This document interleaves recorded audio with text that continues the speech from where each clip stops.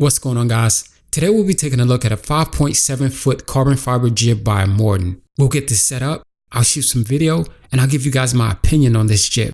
But before we get into that, I want to give a special thanks to the guys over at Imorden for sending me this device for review. So with that said, let's get to it.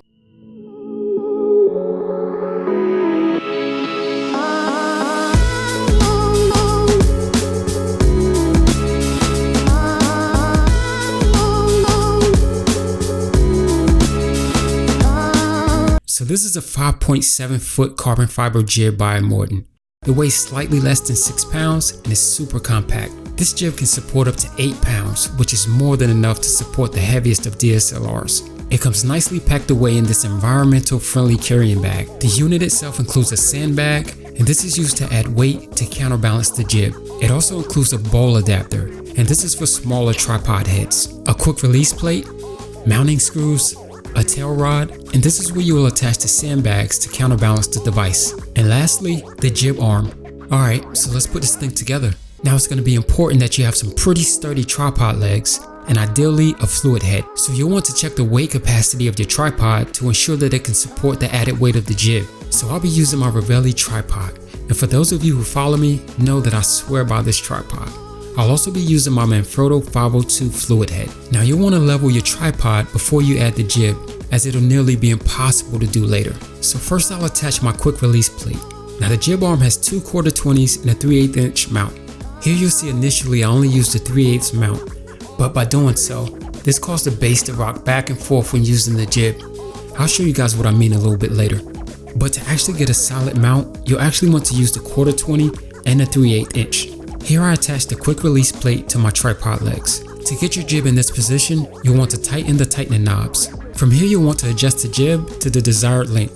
Now I wouldn't recommend extending these rods completely, as this will cause the jib to be less stable. So to do this, you simply unscrew the locking collars and slide the rods out. Now once you reach the desired length, you'll want to tighten the collars back down.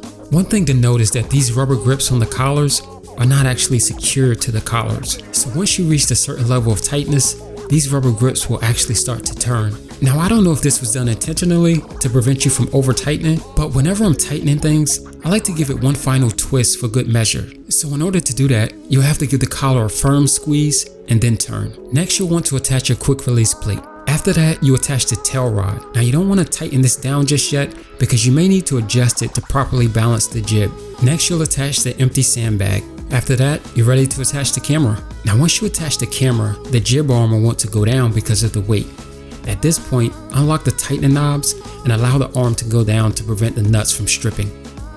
Next you'll want to add the weight to the sandbag in order to counterbalance the jib. You'll know that the jib is balanced once it rests by itself without the locking knobs tightened. From here you should be able to move the jib in any position and it should stay there by itself. Now let's back up for one set. If you remember earlier, I told you that you would need to secure the jib to the quick release plate with the 1/4-20 and the 3/8 mount, and here's why. If you look here, you can clearly see that the base rocks back and forth when you move the jib. And this was the result of only using one screw to mount it. So I went back later and added both screws for a better mount. Now you do have the option of adding a monitor to this device, as the center post has 3/8 and 1/4-20 mounting points for a friction arm.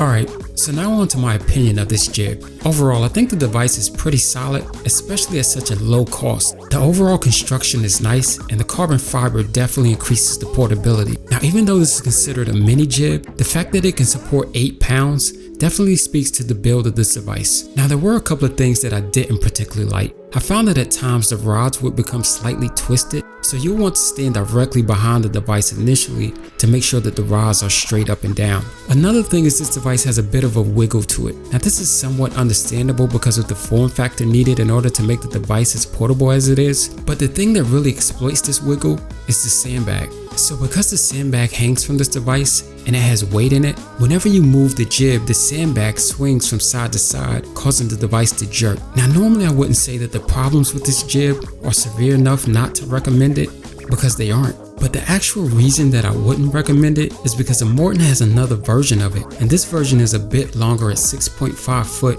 and instead of using a sandbag, It actually uses a weight bar, which would totally eliminate the jerk caused by the sandbag, and it's only $20 more. So my recommendation would be to spend the extra $20 for the slightly longer reach and added weight bar, and this device will be well worth your investment. But anyway, I'll leave links to both of these devices in the description. And as always, if you guys enjoy this content, be sure to like, comment, and subscribe. So until next time, peace.